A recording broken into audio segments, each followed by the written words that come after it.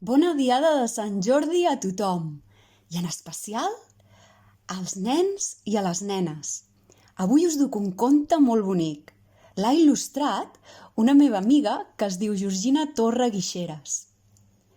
El títol del conte és El pastor i el regal de les ovelles. Una vegada, fa molt i molt de temps, quan encara les roques ballaven i els arbres eren gegants de 3 peus, hi havia un racó de verds, grocs, taronges i blaus, prats i boscos encantats, i un riu rialler que baixava fent cabrioles per la vall d'un pastor. Sabeu com es deia el pastor? Els seus amics li deien en xiulafort, ja que quan parlava amb el seu gos ho feia xiulant tan i tan fort que se sentia d'una hora lluny. En xiulafort era petit, rabassut, un xic petaner i tenia un cor tan gran que els seus batecs tranquil·litzaven les ovelles. Això quan ella estava alegre. Però si tenia un mal dia o si es perdia un xaiet, els batecs del cor li anaven tan de pressa que tot el ramat estava atabalat. Les ovelles, des de dalt d'una muntanyeta, semblaven boletes blanques i toves de núvol. Sabeu què vull dir? Sí, home, com boletes de cotó.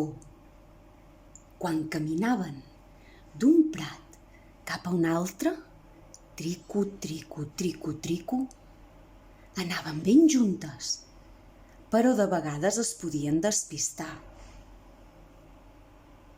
Llavors apareixien repicasquelles. Sabeu qui eren repicasquelles? Doncs en Repicasquelles era el gos del pastor. Era ràpid com un llamp i llest com una guilla.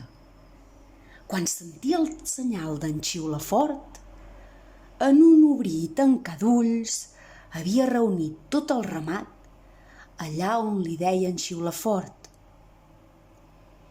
Era un gos escuat, no tenia cua, i amb unes orelles tan grosses que sentia qualsevol petit so d'animal amb intenció de berenar-se una ovella. El gos Repicasquelles era el millor amic d'en Xiulafort. Era molt fidel, s'estimaven moltíssim. En Xiulafort era molt observador i sempre li barrinava el caparró. Estava amoïnat per l'abric de llana dels xais, que sempre anava ple de palla i s'embolicava fent-se manyocs com trenes. D'aquest tema en parlava amb les ovelles i amb en Repic. Què dimonis en farem d'aquestes ovelles esparrocades? Les ovelles, que s'estimaven el pastor i no volien que estigués tan amoïnat, varen fer-li un regal per agrair-li el bon tracte que rebien i la cura que en tenia. Un bon matí, un dia ben assolellat i fresc per la rosada, en Xiulafort anava traient l'esmorzar de dins el sarró quan, discretament, les ovelles, posades totes d'acord, van fer apropar-se una d'elles perquè es fregués l'esquena amb una flor molt bonica de color lila. El pastor va aixecar el cap tot bocabadat i veié com la llana quedava pentinada entre les punxes de la planta. Llamp de llamps! La llana queda pentinada! Mira si n'ets deixerida i llesta. Encara t'hauré de fer pastora. Pastora, jo? Carquinyolis estrellofats! Si jo només em gratava l'esquena perquè tenia picor. En aquell moment, al pastoret se li va encendre la bombeta. Va tenir una gran idea. I si feia un raspall per pentinar la llana de les seves ovelles? Xafarlencs abonyeguts, us faré anar ben lluents i mudades. Així que immediatament va mirar què hi havia pels volts i va veure un trosset de fusta força planera i prima. De seguida va agafar unes quantes d'aquestes herbes i en va destriar la part que més pentinava, la que tenia punxes. Després ho va enganxar tot en un tres i no res. El resultat va ser un raspall. A l'acció de pentinar la llana amb aquesta mena de raspall se la va anomenar cardar, ja que d'aquesta planta de punxes sempre se n'ha dit cardo. I d'aquesta manera va començar a pentinar tot el ramat. Una per una anaven passant, com si en Xiulafort hagués canviat d'ofici i ara fos un perruquer d'ovelles. Vinga, noies, no us faci mandra, veniu i passeu pel raspall i us enlluernareu en el mirall. Allà a la vora, uns xaiets s'emmirallaven dins l'aigua d'una bassa. Un xic més enllà, dues ovelletes contentes anaven dient: «Goita, goita, com m'ha quedat la cueta, sense punxetes, sí! I mira les meves potetes i el meu llom! Ara el pastoret em pot amanyegar, ai! I em farà pessigolletes!» En Repic s'ho mirava des de dalt d'un marge i de tant en tant bordava: «Uau! Uau! Que ningú es faci el despistat, Amb tanta xerinola no volia que cap xai aprofités per anar a fer un passeig per la muntanya».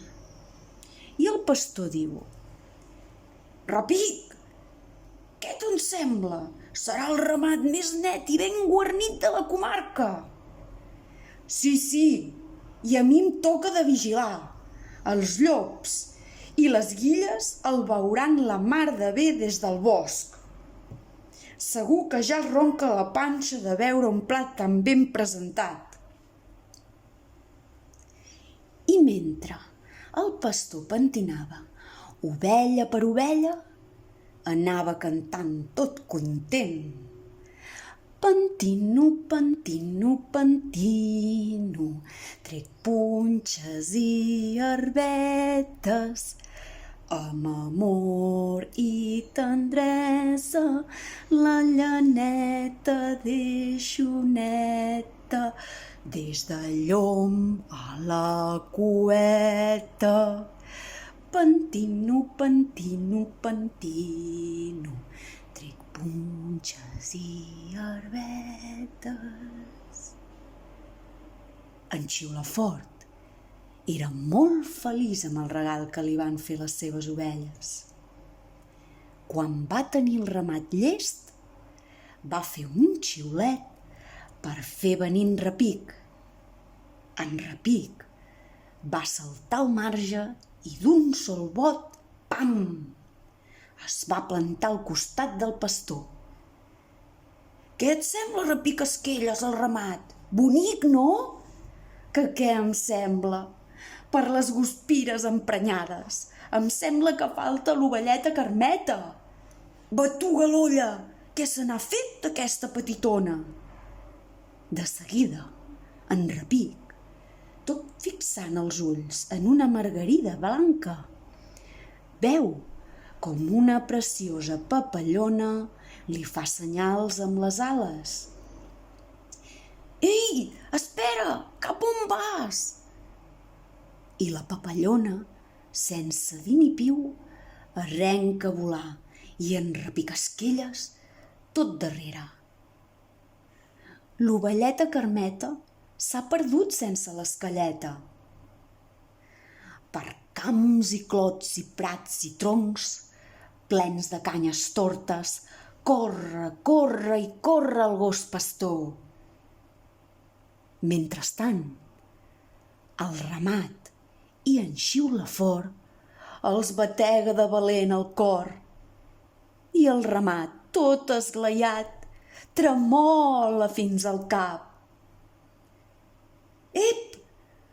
Em sembla veure una boleta de color blanc. Què està veient en repic? La papallona rient i jugant amb l'ovelleta Carmeta. Decidit, però tendre, en repic va acompanyar el xaiet al costat del pastor i la pobra mare, que l'esperaven amb il·lusió. I així, en Xiulafort va tornar a tenir el cor tranquil i en repicasquelles la mare i la Carmeta i tot el ramat també es van calmar.